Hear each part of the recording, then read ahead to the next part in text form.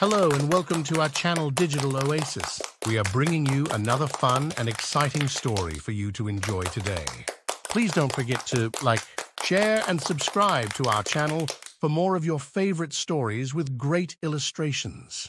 Ang hari ng mga alitaptap at ang buwan.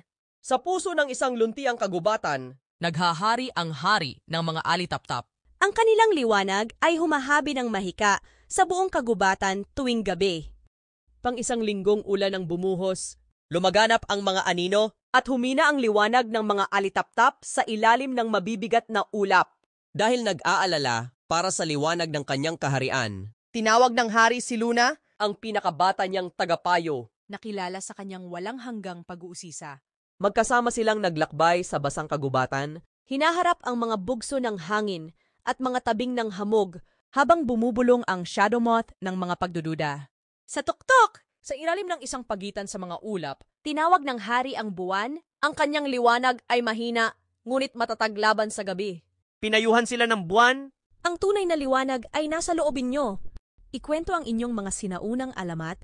Hayaang magningas muli ang apoy na pinalamig ng ulan. First, pinalakas ng mga salita ng buwan. Bumalik ang hari at si Luna. Tinipon ang kaharian sa ilalim ng bituing langit upang ibahagi ang mga kwento ng sinaunang liwanag at tawa.